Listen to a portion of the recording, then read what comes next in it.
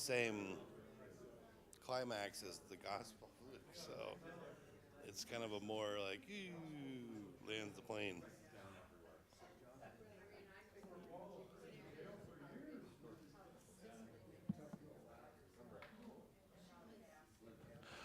Okay. Well, I think this is probably our gathering today. Looks like we're a little thinner today, but such as it is, it's December. So let me say a prayer, and then we'll jump in together and get started. So let's pray together. Lord, we thank you for this day. We thank you for the time that we have to still our hearts and minds in the morning and to come together to wrestle with your word and let your word wrestle with us. We ask and pray that you are in our midst now. In Jesus' name, amen. All right, well, good to see everybody this morning. We are in session 26, which goes all the way back to fall of 2022. That's when we started, if you think about it. So we're getting very close to the end of our time together in terms of the book of Acts. Again, we will transition into the book of Hebrews starting, I think, in January. I feel pretty certain, but I probably shouldn't say that. But I think Hebrews is certainly the next up, and I would think within the next 2 or 3 sessions we'll be moving in that direction. We have made it all the way up to chapter 24 out of 28 in Acts. That's kind of where we are right now.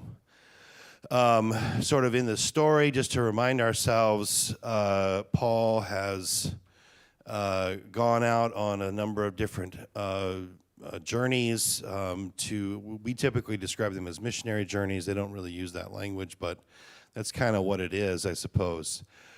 Particularly to areas in Asia Minor and Greece have been the primary places where Paul has visited.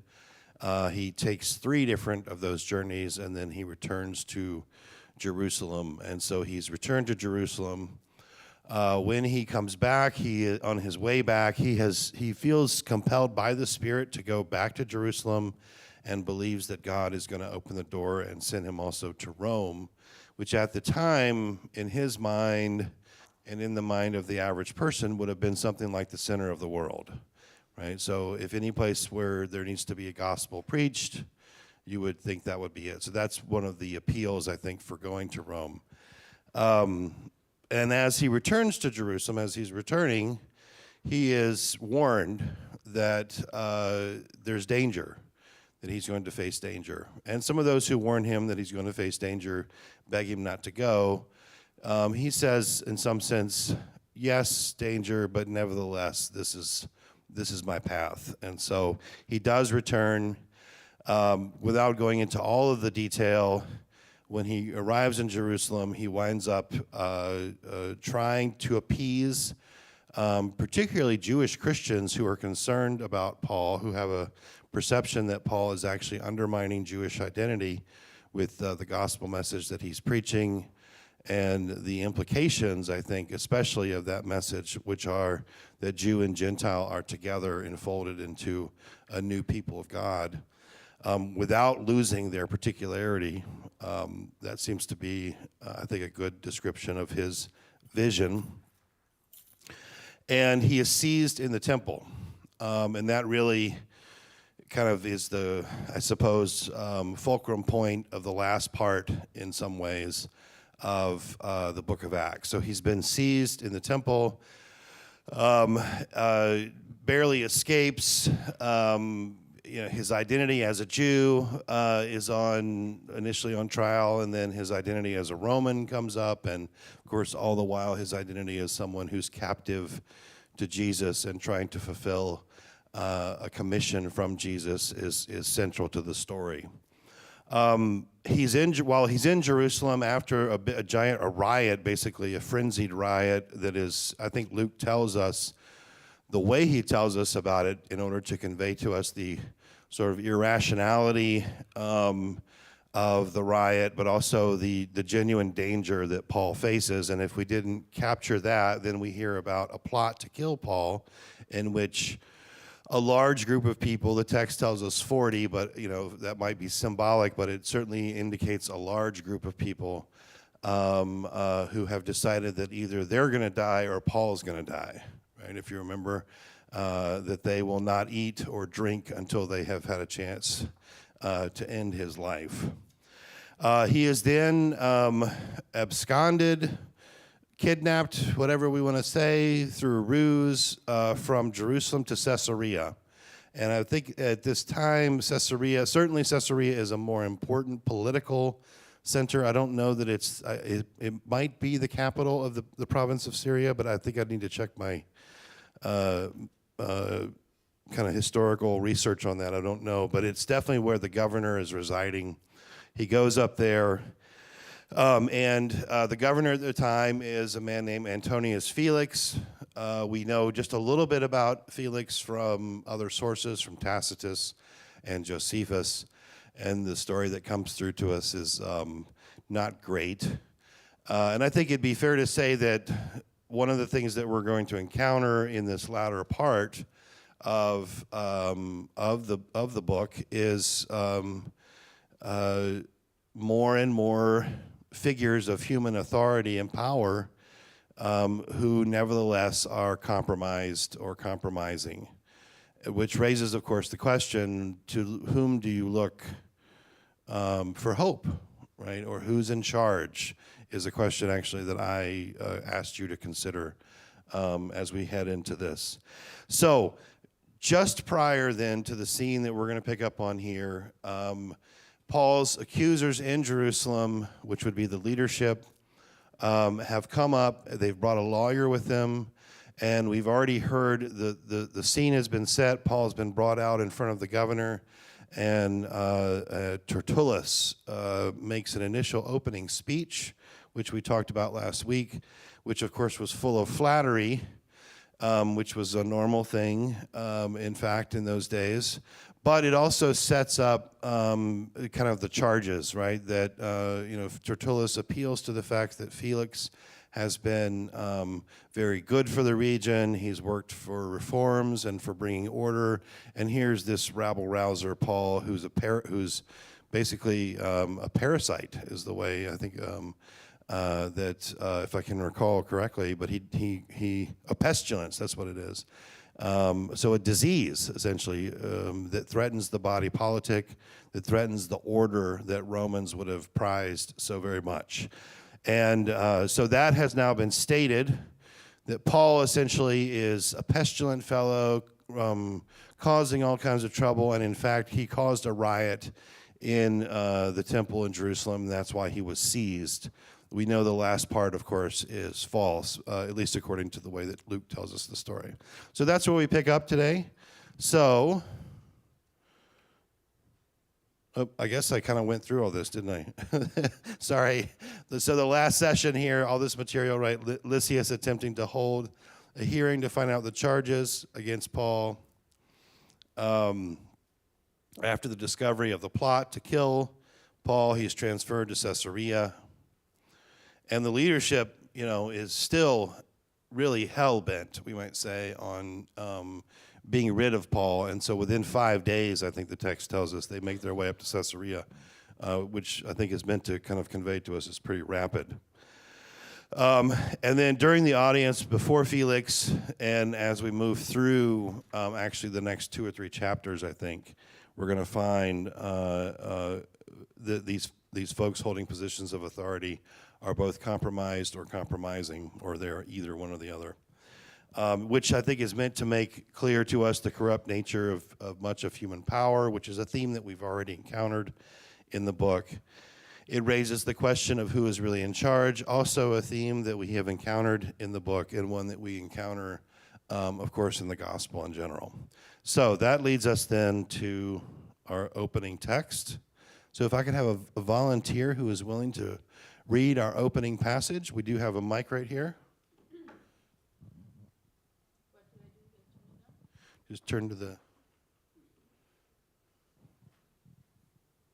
Okay. Hold it up close to your mouth. Chapter 24, 10 through 21. When the governor motioned to him to speak, Paul replied, I cheerfully make my defense, knowing that for many years you have been a judge over this people. As you can find out, it is not more than 12 days since I went up to worship in Jerusalem. They did not find me disputing with anyone in the temple or stirring up a crowd either in the synagogues or throughout the city. Neither can they prove to you the charge that they now bring against me. But this I admit to you, that according to the way, which they call a sect, I worship the God of our ancestors, believing everything laid down according to the law or written in the prophets. I have a hope in God, a hope that they themselves also accept, that there will be a resurrection of both the righteous and the unrighteous. Therefore I do my best always to have a clear conscience toward God and all people. Now after some years I came to bring alms to my people and to offer sacrifices. While I was doing this, they found me in the temple, completing the rite of purification without any crowd or disturbance. But there were some Jews from Asia. They ought to be here before you to make an accusation if they stood against anything against me, or let these men here tell what crime they have found when I stood before the council, unless it was this one sentence that I called out while standing before them. It is about the resurrection of the dead that I am on trial before you today. Okay, so we get Paul's response here, essentially. And I think what we can say is this is Paul's essentially refutation of the charges that have been put against him by Tertullus and others. And if you remember at the very end of Tertullus' speech, in verse 9, I think it says that all the Jewish leaders stood there and, kind of shouting in agreement, and we talked about how they functioned almost like a Greek chorus, just amening everything he said, even though much of it was false. So what does Paul have to say here? I think I've kind of broken this down into three parts. The first part is essentially a response to Tertullus. The second part is, I would say, the place where Paul says, okay, if I'm guilty of anything, it's this. And then the last part is sort of his own counter-narrative of what has actually transpired. So that's the way that this speech breaks down. His opening statement, which is only one sentence, if we looked at Tertullus' statement and we said this is the whole of his statement, Tertullus' opening sentence, the sort of his attempt essentially to gain the hearing and the favor of Felix is almost half of the speech. It's, of course, much shorter, but it's still much longer. Paul makes a much more subdued opening, right? I cheerfully make my defense, knowing that for many years you've been a judge over this people. And that's it.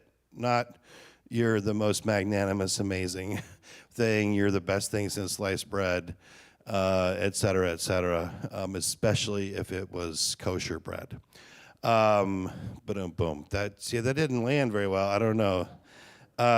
So then Paul, though, turns, starting in verse 11, and essentially responds to the meat of the accusations by Tertullus,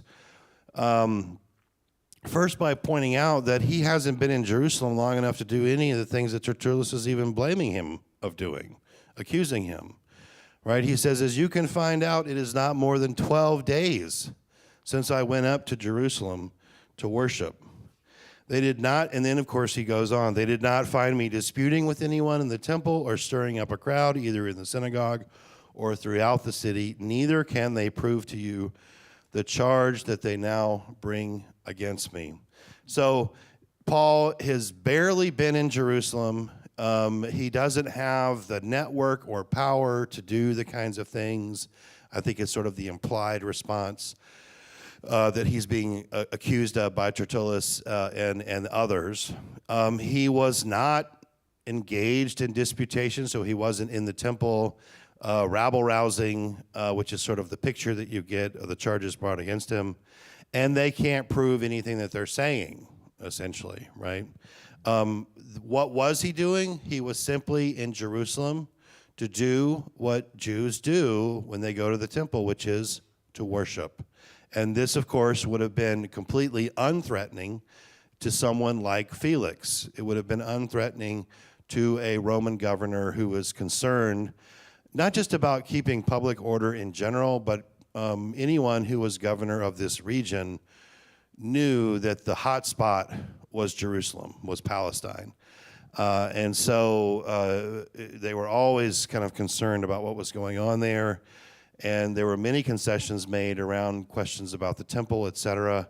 And Jews having access to worship in the temple was a concession that the Romans were willing to make in that regard. So whatever Paul was doing, it was completely within the guidelines of what is acceptable as a Jew and what should have been acceptable to the Roman authorities. That's kind of the basic statement, I think, here. He then pivots, and I think he sort of cleverly pivots, and he says, if I am guilty of anything, it's of following the way, basically, right? So starting in verse 14, he says, "But this I admit to you, that according to the way which they call a sect, I worship the God of our ancestors, believing everything laid down according to the law or written in the prophets." In other words, he understands his Christian faith as still functioning within the matrix of the religion of Israel, right? He is very much a Jew, and he worships Yahweh through that matrix, right? I have a hope in God, a hope that they themselves also accept, that there will be a resurrection of both the righteous and the unrighteous. Therefore, I do my best always to have a clear conscience toward God and all people, which is a statement we've heard Paul say a few other times. So if Paul is guilty of anything, and he seems to be more than happy in this regard to be guilty of this, it is being someone who follows the way, someone who is walking according to the way of Jesus. Which here, and if you remember, I spoke, Tertullus uses the language of sect in his accusation against Paul. And this is, the Greek word here is heresy. This is the root for heresy, heresias. At this point in time, that word has either a neutral or a negative meaning, depending on the context in which it's used. It's only later that it takes on a primarily negative meaning. And so when Tertullus uses it, he's using it clearly in a negative accusatory way. And what is the meaning of heresy? It wasn't so much that heresy had to do with different opinions. It had to do with people whose only concern was either for themselves or for a small group of people, right? That was typically the way it was contrasted over against people who were concerned about the whole. They were concerned only about a part. And so Paul, though, takes up the term here and recognizes essentially that this is a subset. That's the way that he's using the term here. So he and Tertullus are using the same word, but very differently at this point in time. So Paul admitting, in a sense, that the early Christians are basically what we know a subset of Judaism, or what we might call today Judaism. Then we get in verses 17 through 21 the counter-narrative account where Paul gets to kind of lay out his own story. So he's responded in accusations. He's certainly identified himself now essentially as a Christian. And so, but here is what he was really up to, right? And that's what we find in verses 17 through 21, right? I came here to bring alms and to sacrifice. While he was doing it, he was in the temple making sacrifices, completing a rite of purification, not basically minding my own business, right? He says, without any crowd or disturbance. But then, and now he's essentially, I think, correcting the story that we had from Tertullus. The real source of the riot are the people that came after him, right, as he says here. But there were some Jews from Asia, which is, right, that region where he'd been. They ought to be here before you to make an accusation if they have anything against me. So, effectively, this telling of the story very much, I think, lines up with the facts as we have been given them, of course, by Luke. So we have to keep that always in mind, that we're operating within the world that Luke himself is constructing on a certain level. So as I mentioned here, he's in the city to worship according to accepted traditions. It's his accusers who attacked him and started a riot, and therefore they are the ones that are guilty of upsetting the Roman order. And then he says in verses 20 and 21, when I tried to explain myself, when I tried to defend myself, they flew into a complete and absolute rage. That's what we get at the very end. So that's pretty much what we saw as we move through chapter 24. So let me stop for just a second and see what kind of comments or questions or thoughts you might have. Okay, we have some over here.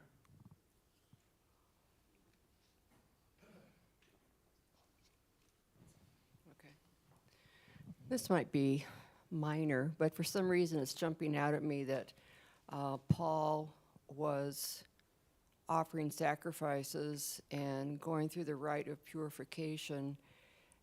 Was he doing that to fit in and not be a rebel rouser?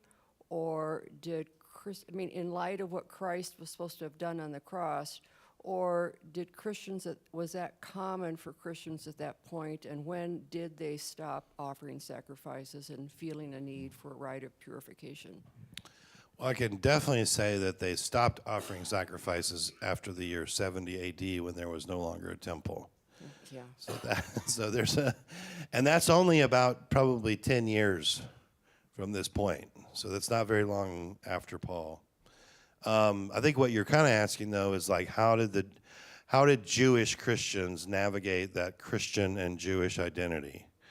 And it seems to me what we have is that Paul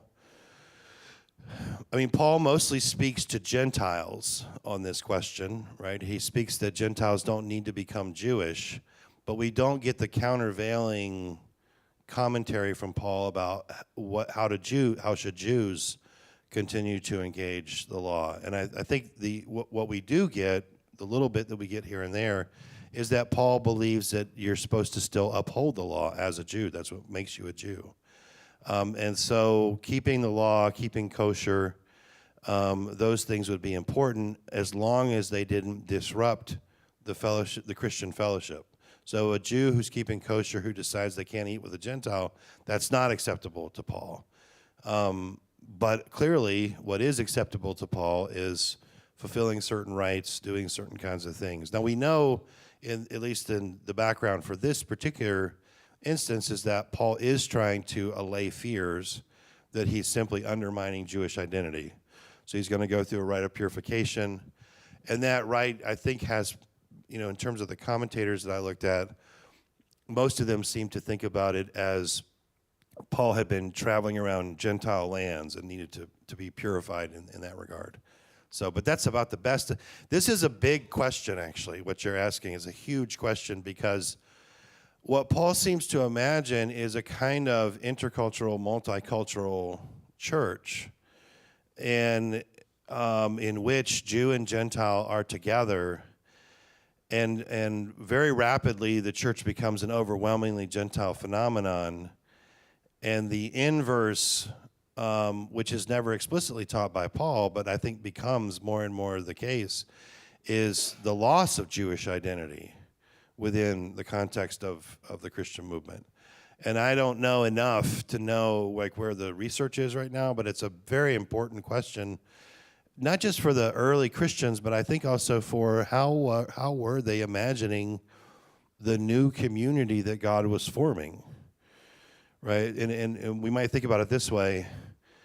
For Paul, clearly the church is essentially a universal phenomenon, which means it's potentially for everyone.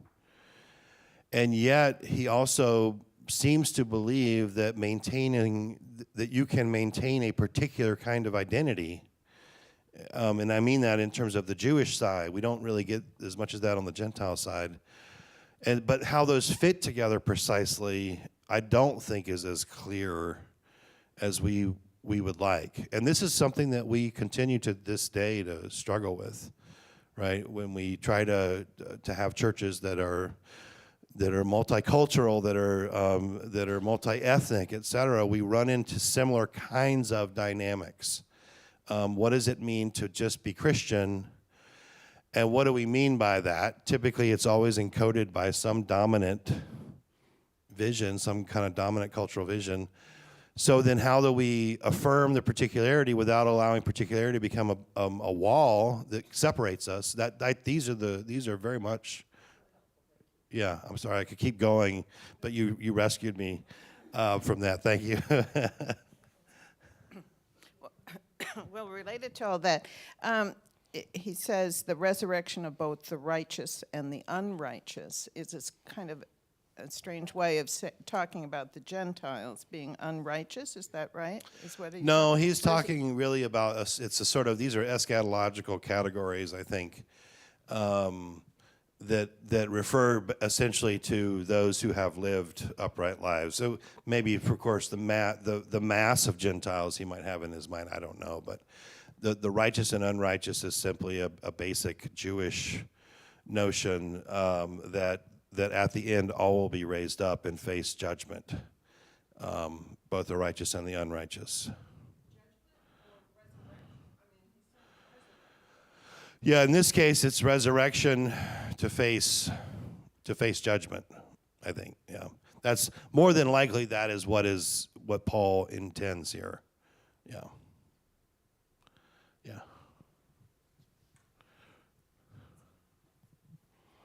Thank you. Don't you think that some of the Jewish tradition passed on, like to the Catholic and Orthodox churches, in terms of reading the scriptures, cantoring, some of the service, even the Lutherans do that, and I don't know, the incense that they use, that has to come somewhat from the Jewish tradition, don't you think? Oh, yeah. I mean, the entire, like you're talking about sort of church practices and stuff. Worship service. All of that is literally beg, borrow, and steal from the synagogue. Yeah. Yeah, the synagogue is the generative place from which Christians take their primary impulses. There are other small gatherings that we could also look to in the Greco-Roman world, the kind of the supper club phenomenon and things like that. But it's really the synagogue and hymn singing, public prayers, reading a scripture and having a commentary on it, having a meal, etc. Those are all things that you find antecedents in the synagogue. And even the purification, Sure. you know. In but the you sense of go baptism? Well, baptism, but even going to confession, wouldn't that be part of purification? Probably. Yeah, there could be some roots there. Yeah. Yeah. Yeah. I haven't really been rooting around in my medieval tomes lately, but yeah, I would imagine that there are some antecedents there.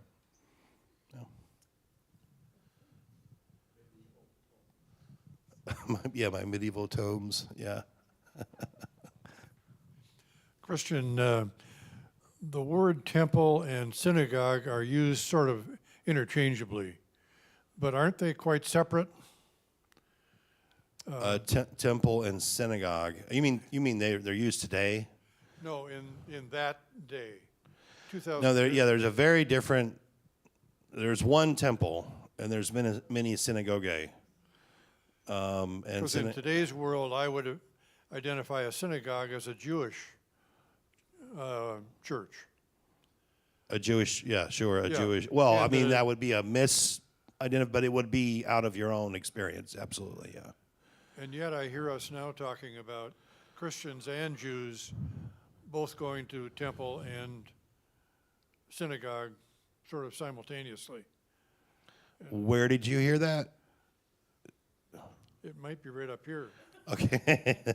I mean, I just want to make sure I know because Christians because there's a ton of intermixing that is actually happening in this early period, but Yeah, I and didn't that's- say anything about it. And that's where I'm confused because we've got Christians, we got Christian Jews, we got Gentiles, and those words are all, yeah, they're all mixed up, right? They're It's all all up in the mixed up. stew. yeah.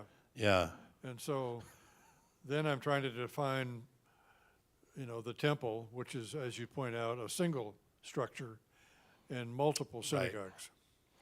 Yeah, and so there's a couple things here that are, I'll just kind of confuse you even more.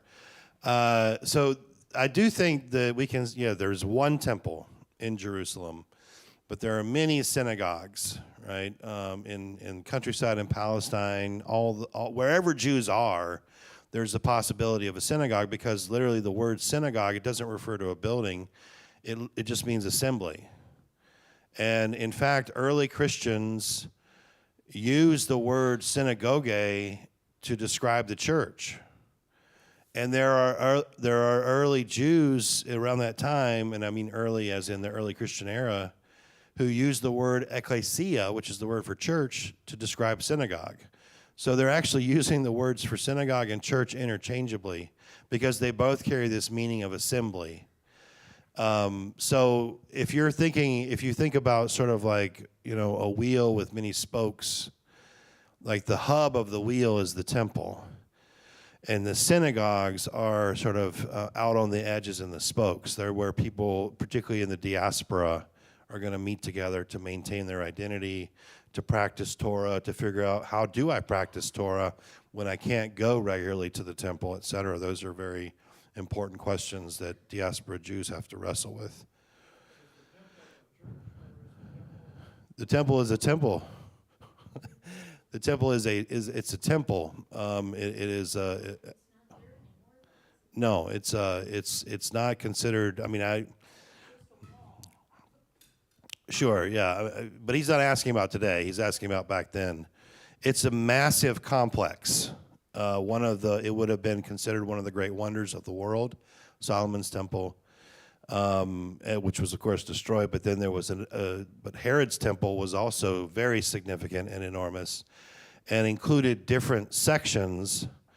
The primary section, of course, is the one that would be patterned off of the instructions from Moses, where no Gentile would be allowed. But there were certain places where Gentiles might be allowed. There are places for teaching. There are places for commerce, to buy and sell, usually the animals or whatnot that you would use in sacrifice, et cetera. So it was an unmistakable architectural thing, that you would see.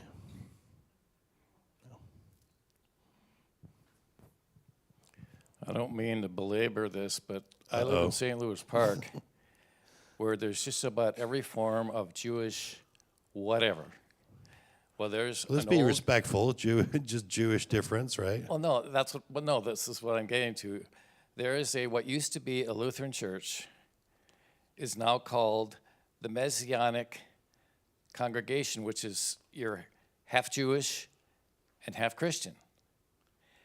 And it doesn't say temple on the sign or church. So I'm curious. I'm going to walk over there. It's only 2 blocks from my house. And I'm going to ask them, what do they call this? Maybe a house of worship or meeting house. I'm just curious now that when both religions are representative, and one has synagogues and one has churches, a churchagogue? Well, Messianic Judaism is come over here to Cliff. I think Cliff wanted to make a comment. It's not half Jewish and half Christian. Are you talking about the Ksar Shalom? Yeah, they're Jewish, and they practice all the Jewish practices and traditions, but they are Jews that believe in the Messiah. And all you have to do is go online and listen to their sermons by their rabbi. And they are considered Jews who believe in the Messiah. Christians believe that they are Christians. This is a big controversy with Messianic Judaism.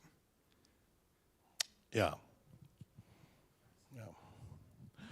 All right, let me move us forward without getting dragged into that any further. Who will read our next verses? Okay, over here, Indy. Thanks, Rick. You're doing a yeoman's job running that thing around. But Felix, who was rather well informed about the way, adjourned the hearing with the comment, "When Lysias the tribune comes down, I will decide your case." Then he ordered the centurion to keep him in custody, but to let him have some liberty and not to prevent any of his friends from taking care of his needs. Some days later, when Felix came with his wife Drusilla, who was Jewish, he sent for Paul and heard him speak concerning faith in Christ Jesus. And as he discussed justice, self-control, and the coming judgment, Felix became frightened and said, "Go away. For the present, when I have an opportunity, I will send for you." At the same time, he hoped that money would be given him by Paul, and for that reason he used to send for him very often and converse with him. After 2 years had passed, Felix was succeeded by Porcius Festus, and since he wanted to grant the Jews a favor, Felix left Paul in prison. Okay. So as I mentioned, we start to see sort of the compromised nature of human authority, and it will kind of maintain in some ways. So verses 22 through 23, in a sense, round out the first audience that happens between Paul and his accusers before Felix. And we get some detail. We don't really, up to this point, even though I think I shared with you that we know some things about who Felix was from other sources, we don't really know for sure if Luke knew about this per se. And of course, in the reading of the text, we don't yet know Felix's attitude towards Paul or this whole situation. We don't really know much about who he is. And so we start to get that in these verses and a kind of a clearer picture of who he is. That does, in fact, I think, conform pretty well to what we heard from the other outside sources about him. He is rather well, it tells us he's rather well informed about the way, right? In other words, he is, as any good governor of a region, as volatile as Syria, Palestine, he has made himself he's educated himself, so he knows about the ins and outs and the comings and goings of the Jewish people, and therefore he's probably going to know about the various sects within Judaism. So that's a very plausible, and it doesn't even, and certainly his wife, who we hear about, could be the source of some of that, but just in general, this is something that you would expect. His declaration to wait for Lysias, I think, places this also within the realm of definite plausibility that the only real reason that Felix is willing to hear this case, of course, is because this has to do with Roman order, right? And so we're going to wait for the garrison leader, Claudius Lysias, to come up and talk and present. The thing that, unfortunately, we never have is Lysias showing up, or any account, at least, of that. So we don't know if that ever actually happened or not. We then are introduced to another character, very briefly, which is Felix's wife. This is one of 3 wives, I think I told you. Felix is described pejoratively, basically, by Tacitus, the Roman historian, as a man who made his fortune by marrying 3 queens. So he marries 3 different women, and each of them kind of helps to, move his political career. And if you remember, he starts out as a freedman, which means basically he's someone who bought or secured his freedom from slavery. So he had been enslaved earlier. So Drusilla is, she is from the house of Herod. So she is she is the daughter, I think, of Herod Agrippa I, and therefore is actually the sister of King Agrippa that we're about to hear about later on. So there's kind of this interactions here that are going on. Lastly, Felix, there was quite a bit of intrigue that enabled Felix to actually marry Drusilla, which includes him stealing her away, essentially, from another man, from a different husband. So some days later, when his wife, who was Jewish, he sent for Paul and heard him speak concerning faith. in Christ Jesus. And then it tells us as he discussed, and this is the part that fits very well with descriptions of Felix from Josephus and Tacitus. As Paul discusses justice, self-control, and the coming judgment, so in other words, you need to live an ethical life, Felix became frightened, right? And said, go away for the present. When I have an opportunity, I'll send for you. Right? So you start to hear like something that does sound like it resonates. And then if we never had access to Tacitus or Josephus, and we wondered to ourselves, maybe Felix was just, a temperamental, soft guy, we get the next verse where basically Felix is a governor waiting for a bribe. I mean, that's the only way to describe what we hear in verse 26. At the same time, he, Felix, hoped that money would be given to him by Paul. And for that reason, he used to send for him very often and converse with him. So Felix's response here fits pretty well with that picture that we got, as I mentioned, from Josephus and Tacitus. And what it tells us is, or the picture that it paints for us is a person of power and authority who is clearly not exercising their authority for the public good.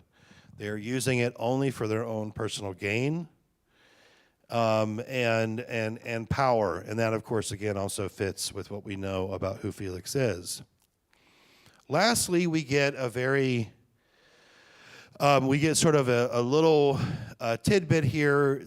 Right, Felix is basically leaving. If you remember the dating here, we have some source documents that tell us we're dealing with around 57, either 57 to 59 or 58 to 60, right? So remember that Paul is here for about 2 years, and Felix either leaves his office in the year 59 or the year 60, right? So that's the time frame that we're talking about. As he leaves, the text doesn't tell us why, but as he leaves, he seeks to do a favor, again, showing he's not really concerned about justice. He's just concerned, what kind of access can his office grant to him. And he does the Jews a favor, and he essentially leaves Paul in prison, further underlining for us the problematic nature, in a sense, of who Felix is. And I think echoes back, if you remember, before Paul leaves to go to Caesarea, he has a vision, right? And the Lord stands near him and says, take courage. You're going to have to witness, beyond even in Rome. And I think one of the implicit meanings of that is only one verse, is you're going to have to stand in front of all kinds of people who say they're in charge, but who's really in charge, Paul? The Lord is actually the one who's really in charge. The Lord is the one that's going to rescue you, and the Lord is the one that's going to bear you along. And so I think that's kind of the underlying or implicit dynamic here. Where is our faith placed? Essentially, is what I think Felix and these scenes raise for us. All right, let me stop just for a second, see if there's another comment, question. I see Nancy over here. She's contemplating things. She's making faces. Maybe she has something to say. Okay.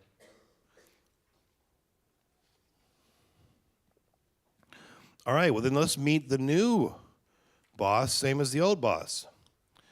Porcus Festus. Can I get a volunteer who's willing to read this passage?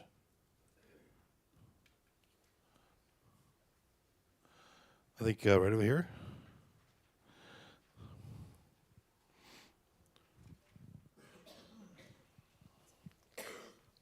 "3 days after Festus had arrived in the province, he went up from Caesarea to Jerusalem, where the chief priests and the leaders of the Jews gave him a report against Paul.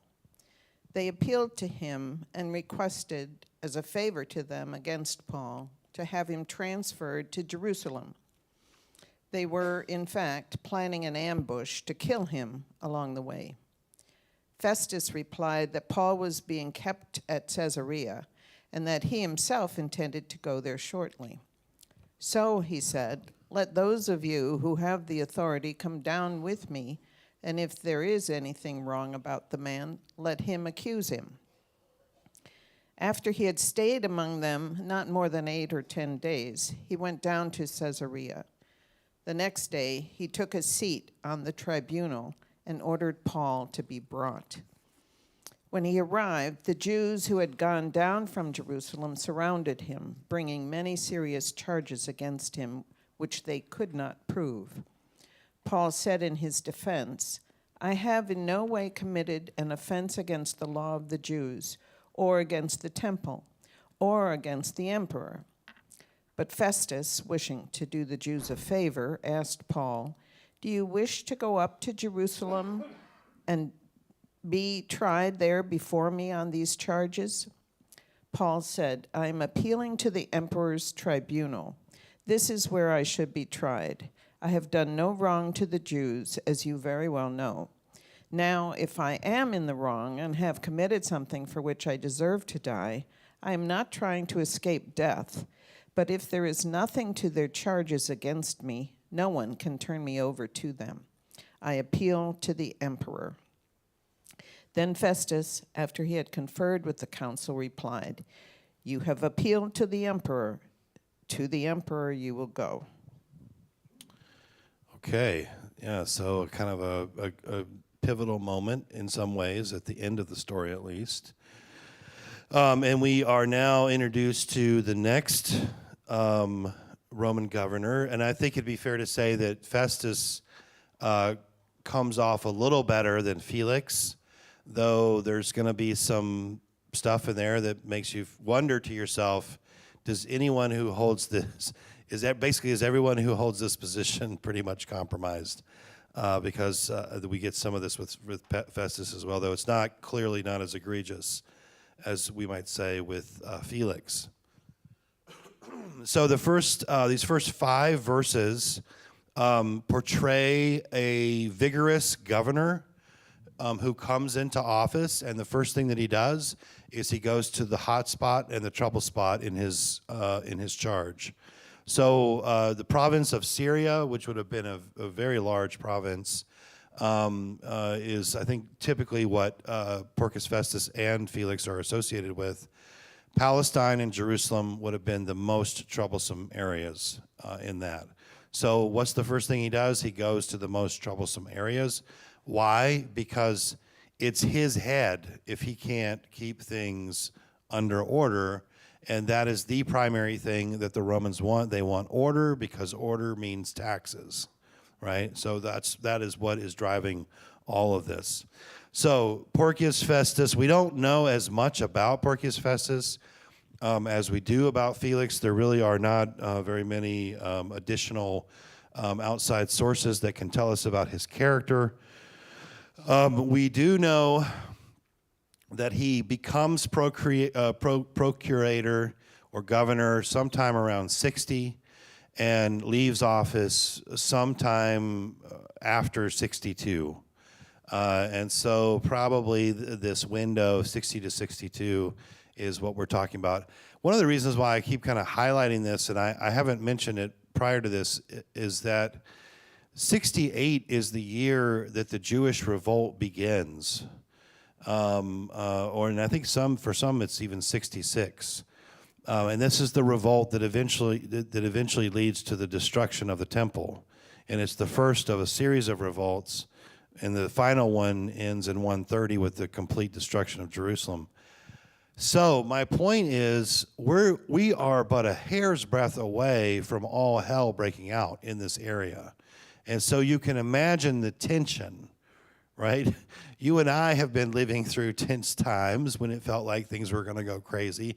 And we can think about our own experience of before we saw things break out and then maybe after or whatever. So this is that before time. And I think it does give a little bit more background to us, coloring perhaps, as to perhaps the way that why people acted the way that they did. The other thing that I wanted to call attention to in this, there's 3 things. One is who is Porcius Festus. The second is this comment in verse 3 that says now, and it's kind of a replay. They appealed to him and requested as a favor to them, right, against Paul to have him transferred to Jerusalem. So again, this idea of trading favors, right, that this is, in some ways, it seems to be a part of Roman governance. And I think it's fair to say that that was in fact the case back then. But that, of course, raises up, questions around arbitrariness, true justice, et cetera. And so that's what I meant earlier when I said we are consistently going to get a picture now of human power that is corrupted or corrupting. And so why would this have been attractive to Festus to do them a favor, even though he didn't know they were? It would have been attractive to him because they are the leadership in the city of Jerusalem, which is the worst trouble spot for him to deal with. So he would want, of course, to find a way to, get into their good graces or to bring them into his good graces, et cetera. Festus, of course, here does not grant that favor. And in fact, he seems to say, why would I transfer him down here? I'm about to go up there. Why don't you come up there with me? And that's kind of the way it sounds. Eventually, though, he is going to try to do them a favor. That's what the text actually tells us when he offers to transfer him back down to Jerusalem. The third and last thing I want to say is that even though at least 2 years, if not more, have passed, the Jewish leadership is still very much hell-bent on trying to be rid of Paul, right? We hear about a plot to kill him before he even gets to the city, right? They want to have him transferred so they can kill him on the way. And what would that mean? That would probably also mean killing some Roman soldiers too. They're willing to undergo that to get at Paul. So this is how much how much of a threat I think we can say that he seems to represent to them. And we did talk, I think, last time about why was he threatening, and we kind of landed a little bit around something around, a threat to Jewish identity, and potentially, of course, also the power of the gatekeepers of that identity. We might also want to throw in as well. Okay, so Porcius Festus then makes his way back up to Caesarea, and the Jewish leadership arrives. It doesn't tell us quite how long it takes them, but basically we get a rehearsal. We don't have a lot of new data here in 6 through 9, new things that it's telling us. The scene simply rehearses what we've already experienced from 2 years prior, the accusations against Paul, and the sort of the confusion of the Roman governor, realizing that this is about religion, about religious matters. It's not necessarily something that I can try this person for.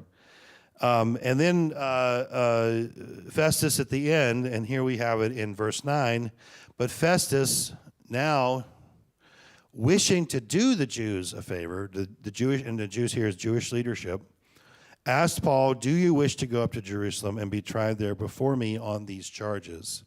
So now Festus is willing to contemplate the possibility of this, seemingly knowing that it will please this leadership in this city or this town that is just the thorn in the side of whoever is the governor of this region. And I think that kind of explains to us why he would do this. But again, it undermines any sense that we might have or confidence in Roman justice.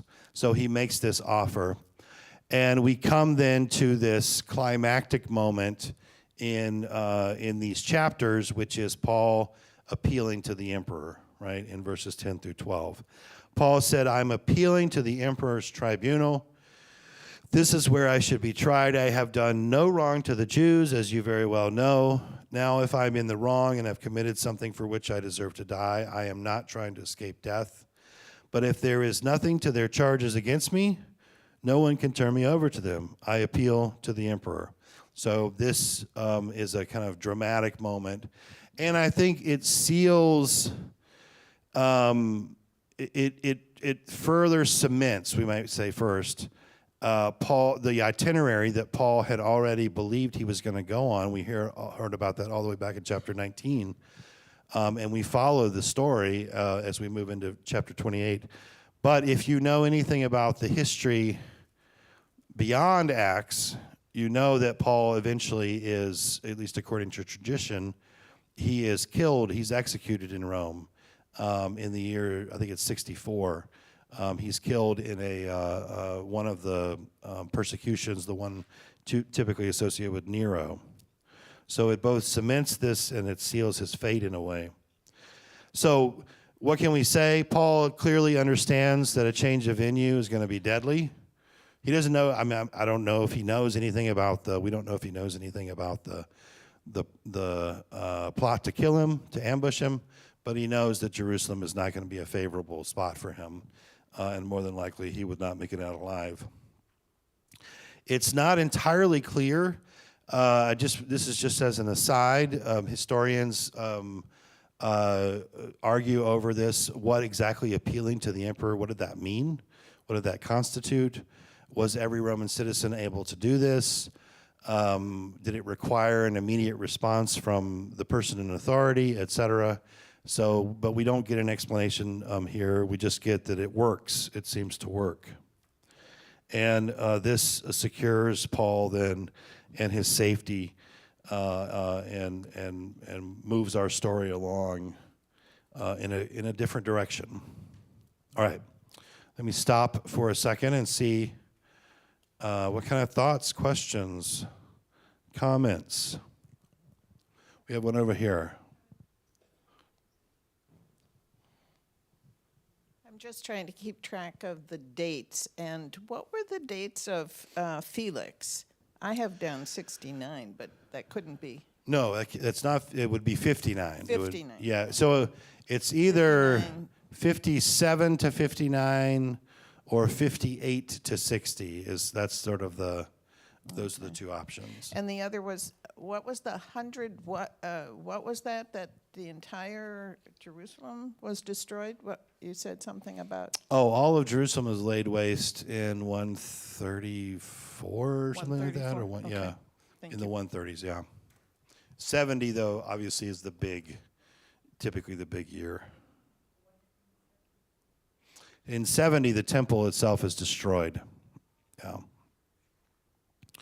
Which is, I think, a sort of, it'd be impossible in a way to really wrap our minds around the kind of social religious trauma that marks, like the sort of scar of that, because it means it's a challenge to Jewish identity, right, essentially. How are you going to be a Jew without a temple? And that becomes then a big thing that Jews wrestle with as they go through history. What does it mean to be faithful to Torah when I don't have a temple? And rabbinic Judaism is essentially a response to that. So, Terry. So between 70 and, you said 135, Somewhere in that, yeah. was Jerusalem kind of held by the Romans, and then the Romans destroyed it completely in 135, or was it a different conquering army that laid waste, because that's a few years later than Right. just destroying the temple, which was probably bad enough, but then to lay waste to the whole city Right. in, that later years, I didn't know if would that be the same Roman army that originally did the temple in. Yeah, so obviously this whole region is controlled essentially by Rome before the destruction of the temple. And there's a revolt of the Jews to try to throw off Roman rule that starts in the 60s, not long after what we're talking about here. And that then is what leads to the destruction of the temple.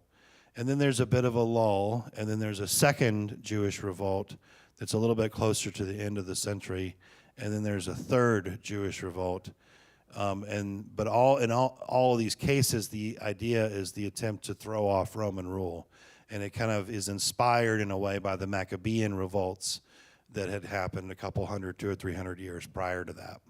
So it is not this exact same Roman army for sure, because all those guys are probably dead, but it is definitely still the Romans kind of asserting their dominance over the region.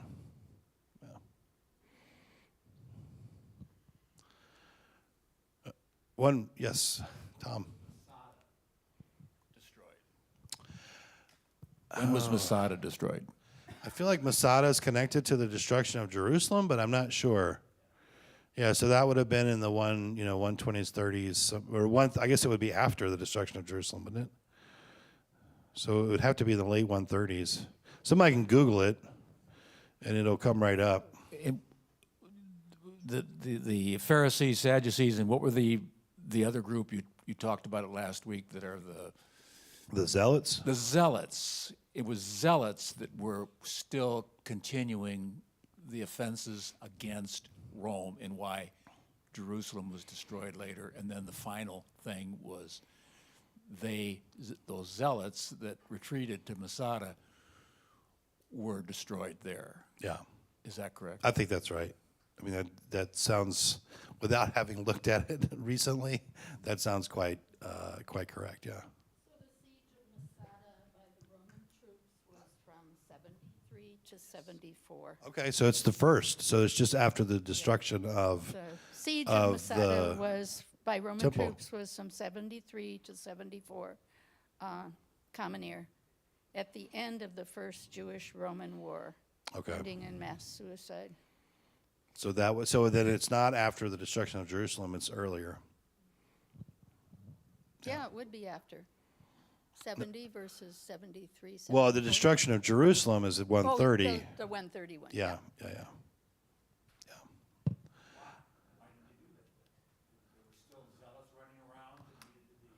Oh yeah. I mean, I think they wanted to pacify in their language the region, so they would have gone after him. Nancy, you guys are. I'm trying to like dust off my CBS special, watching the Masada movie from like the 1980s in my mind, and I just. It just seems like parallels to today, not making a political statement about what's going on, but it's sort of the way the Palestinians feel right now. A lot of them who aren't violent, but then they're zealots because there's violent extremists. And then there's reactions, to violent extremists by the people who are currently in control. It just seems to go back and forth over the centuries. Yeah. Well, and I think that point, though, that whenever we think about like a group realizing that it's typically not a monolith, that there are factions within, yeah, and that's kind of what I think that was one of the points, and so in this case it would be Hamas is not the same as the Palestinian people, sort of the idea. Okay, before we get into too much contemporary politics,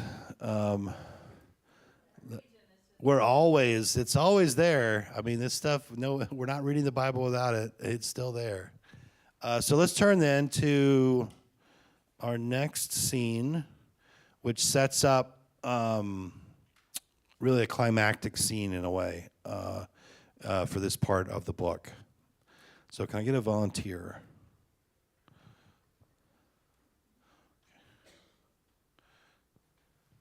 Rick. See if I can see. Okay, this is 25, 13 to 22. It's also on your paper too, just in case if you want it. I know, this is smaller print here, but Okay. after several days had passed, King Agrippa and Bernice arrived at Caesarea to welcome Festus. Since they were staying there several days, Festus laid Paul's case before the king, saying, "There is a man here who is left in prison by Felix. When I was in Jerusalem, the chief priests and the elders of the Jews informed me about him and asked for a sentence against him.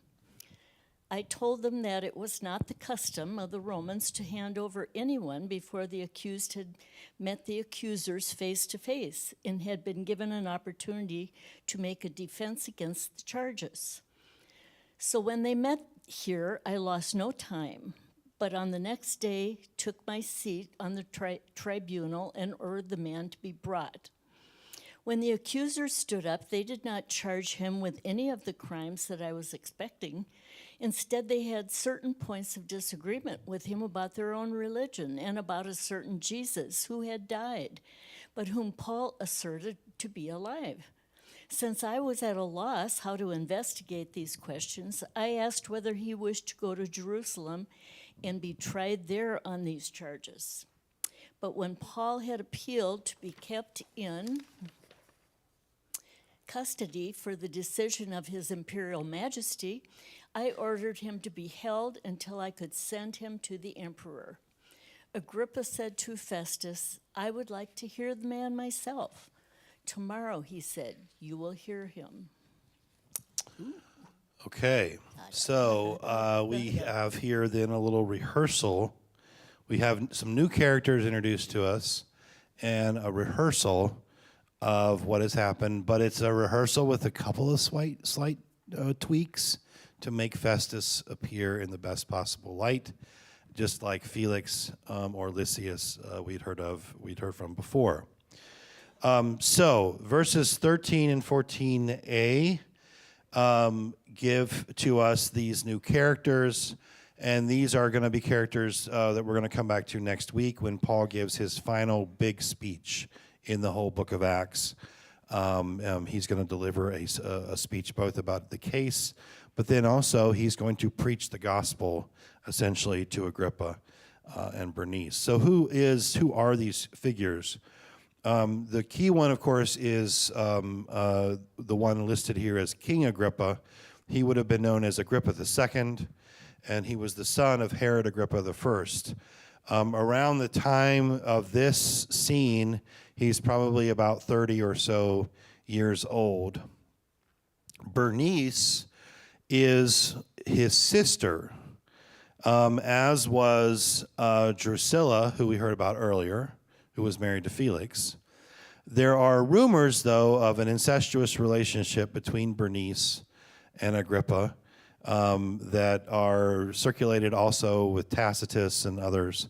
And one of the reasons is that Bernice actually attaches herself eventually to Titus, who goes to be, I think he tries to become emperor at some point. So Bernice kind of rises to the level of being much more widely known.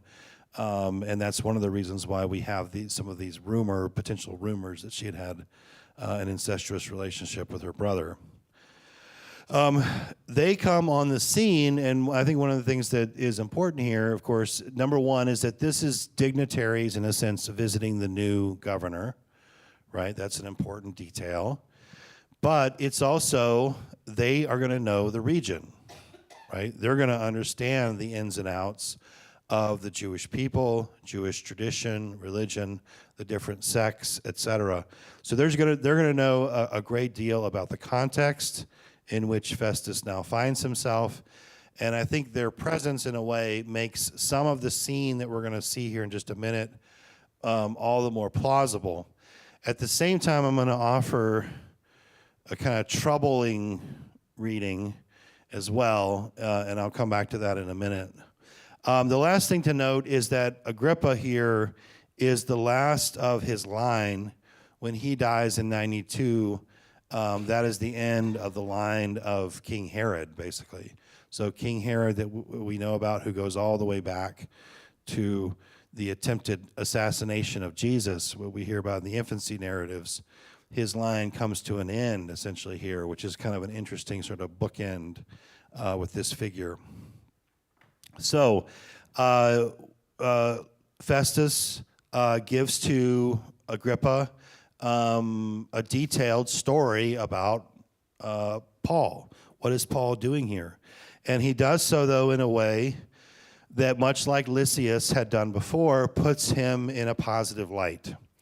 And there's just a couple of spots here and there.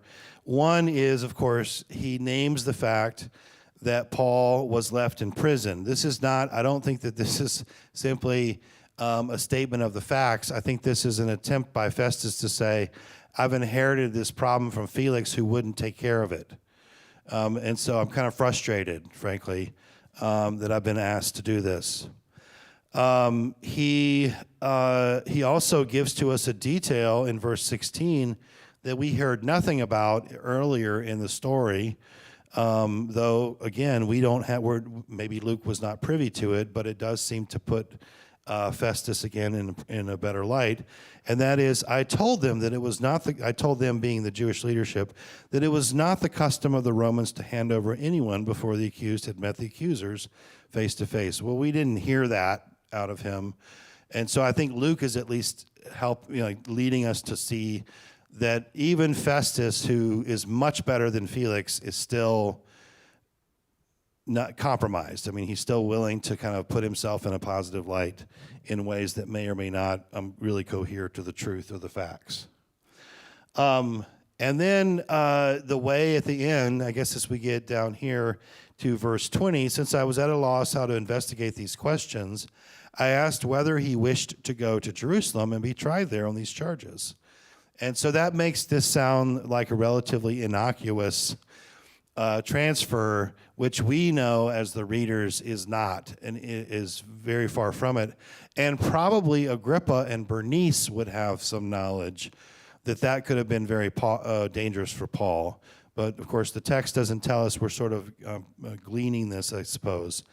The last thing, aside from sort of the telling of the story, that I want to note is that Festus has finally sort of discerned that what's at issue is the resurrection of Jesus, right? And there's a lot of argument about, well, what was it that constituted the early Christians? What was it that made them Christian?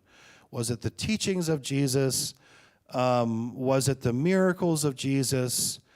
And I think the consensus is it was the resurrection. If there's no resurrection of Jesus, there is no Christian movement, really.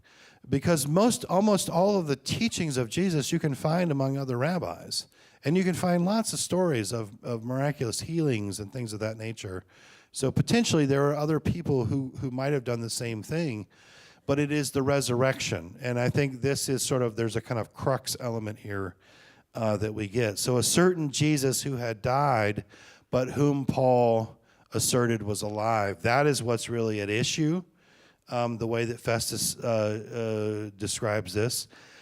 And yet, at the same time, the way that Festus describes it shows that he's almost kind of disinterested. Like, he doesn't use the language of resurrection. He just says, there's a guy who died, but Paul says the guy is still alive. I don't know. We'll see. We'll talk about it. We're going to have a little thing a couple of days from now. We'll see. So then this scene here before pivoting concludes with Agrippa showing an interest, wanting to hear this man speak. All right.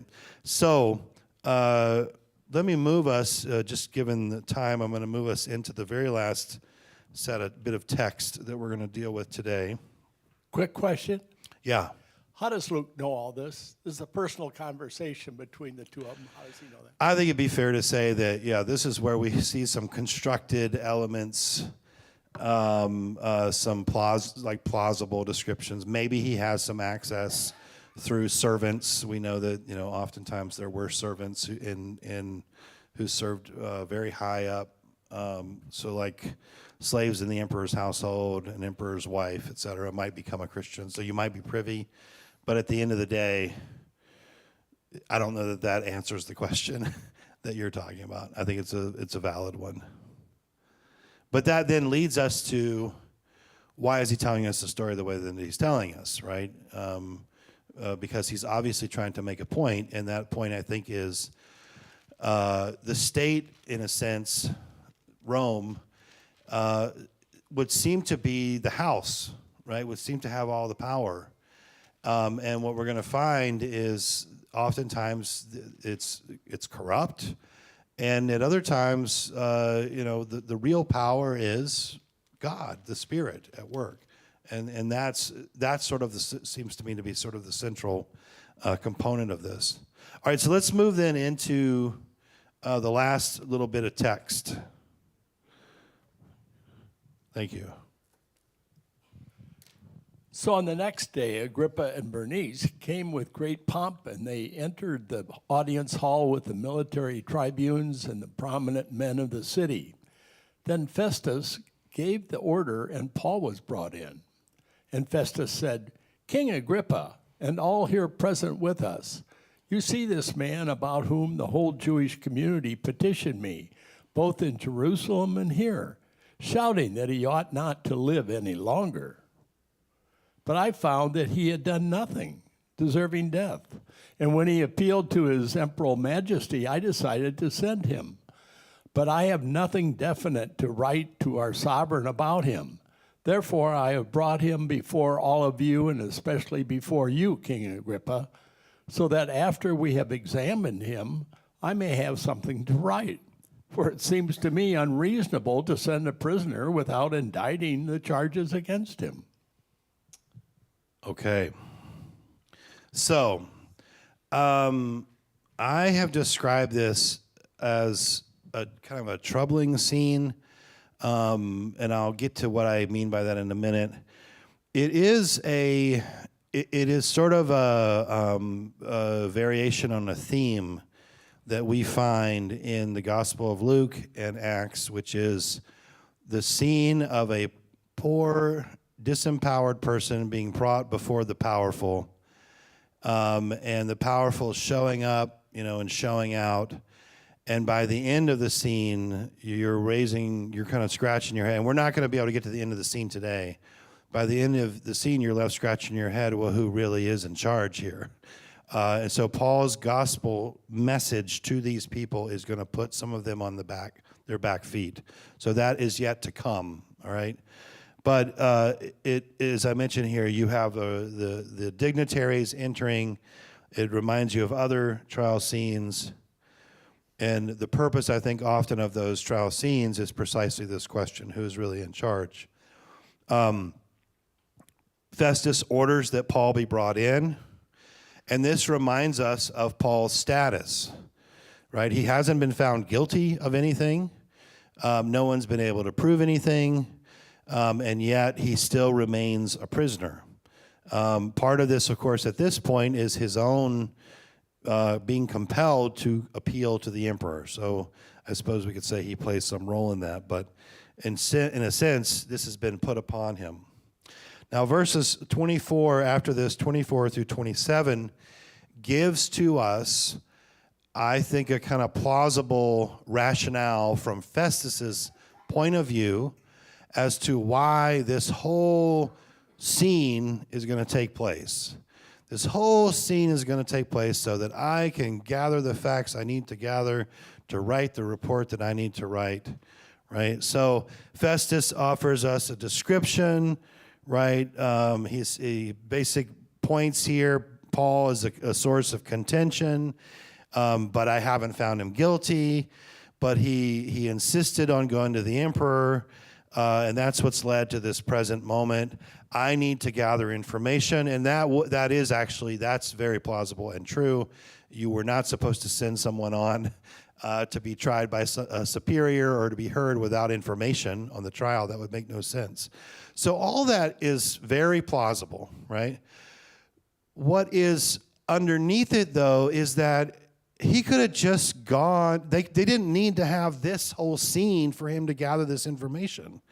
He could have gone down into the jail to get it. He could have had him out and had a one-on-one conversation to get it. In other words, the other thing in this scene is here is a poor prisoner who's basically going to be the source of entertainment for the powerful. They're going to pull this guy out and make him defend himself and entertain their guests, is kind of the idea, which I think does fit actually with some of the things that we know about Roman culture. So here is Paul, a prisoner, dragged before all these dignitaries, made to defend himself, essentially for the entertainment or the kind of intellectual curiosity of the powerful. Again, as I mentioned here, Festus could have easily gotten all of this information. So This is not as strong, we might say, as some of the other examples in Acts, but it is clearly also a kind of contrast, right? And it places the Roman rulers in the same kind of posture that oftentimes the Jewish rulers were, which was people commissioned to guard the law, care for the law, care for the people, are the same people who break the law and despise the people, right? And use power for their own gain. And so we get that same basic mantra, I think, here, even with Festus, who seems to be a little bit more upright than some of the other people that we've encountered. And with that, we conclude. Scene. So I have a couple of questions for you. It's really only one question, I suppose, but it's sort of this backdrop question that I think this portion of the story raises, right? Among the many themes from chapters 24 to 26, one significant one is who is really in charge, right? So it's this question. And you can kind of, if you need to massage this a little bit, that's fine. In light of these chapters and the mostly negative light in which human power is portrayed, how do you think about your relationship to authority, whether political or otherwise? So this will give you a few minutes to talk at your table, and then we can kind of share some of our thoughts more broadly. Yeah.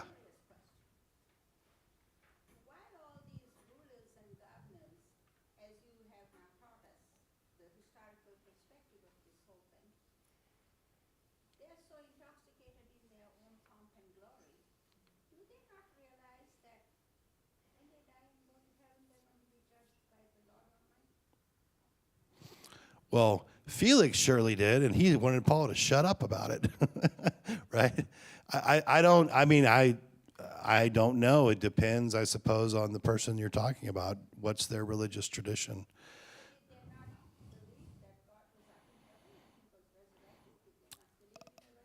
Well, I mean, a Roman is likely to be more than likely not a monotheist. They probably had family gods, and I'm not enough of an expert to speak essentially on kind of Roman piety and things of that nature, but they would often put the onus and impetus on doing great deeds over. And great deeds are not just deeds of kindness; they could also be potentially great deeds of cruelty, as that which gets the attention of the gods. So whether or not you were going to be judged, for being ethical, caring, or whatever, using power appropriately or rightly, might not have even fit within the matrix of a typical Roman governor. Yeah, they were not God-fearing. I think that'd be a good way of saying that. That's right. Yeah. All right, so let me give you a few minutes to talk about this, and we'll come back together as our conclusion.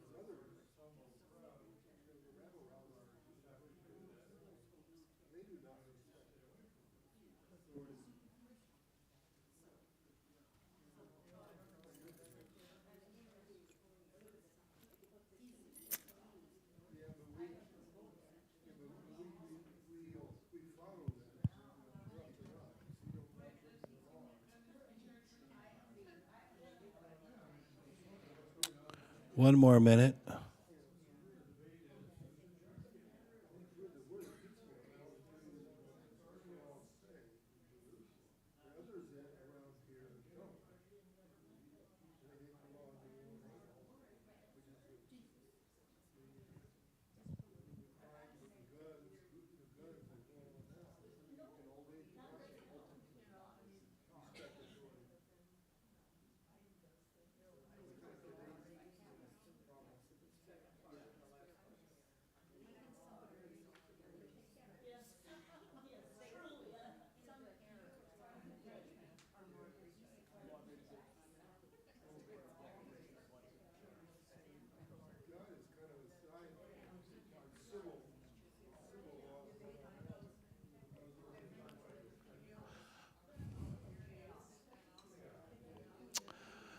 Okay.